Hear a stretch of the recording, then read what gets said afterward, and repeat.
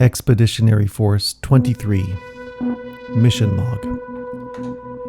Supplemental Report to Entry ERTH 45, Number 6. Officer Dan Jones reporting. Scientific Platoon 4, Echo Tango Squad, has been carrying out standard procedures for 7 cycles without encountering any obstacles until this morning at 6 a.m.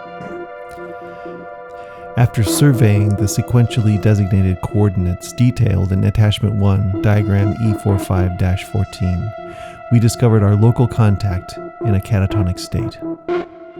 The creature had been assembling our standard communication device according to the plans we provided upon first contact, and this morning was to have been our first session. As directed by the Expeditionary Council, we instructed him to assemble the device with local technology and materials, but since encountering this species, I have held grave doubts about their skill level. The mathematics involved requires proficiency in solving at least 20th level differential equations, and the creature, whom we have named the Professor, has not even displayed enough knowledge to navigate the Numium derivative cluster. We were unable to revive the Professor with our field kit, and were preparing to take him back to our sickbay for further tests, when his 2 compatriots entered the room. We did not have enough time to initiate cloaking, so they fled to the basement. We followed them to initiate greetings, but one of them detonated the phlogistronic disruptor and pushed us back into the laboratory.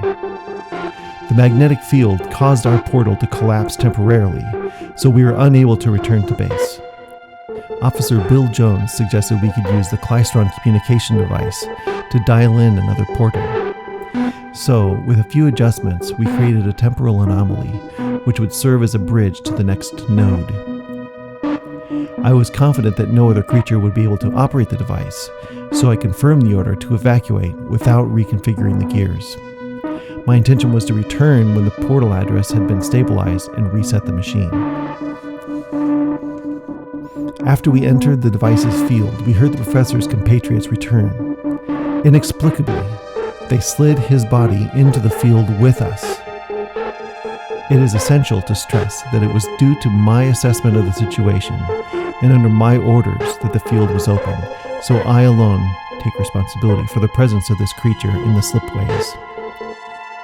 Everyone in Tango Echo Squad was as astounded as I was to see the Professor appear behind us, but even more surprised to see him awaken from his coma and address us in our language. Even though we have already assessed these creatures as irrational and primitive, somehow the Professor's compatriots guessed that entering the bridge field would revive him. Unfortunately, he was immediately disoriented by the fractal structure, and a temporal eddy swept him down.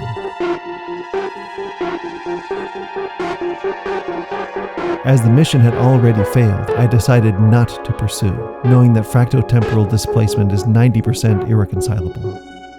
We set a beacon in case he found his way back to the klystron address, and continued back to base for debriefing and planning. I testify that the events which I have recorded in this report are accurate, and I am accountable for the failure of this mission.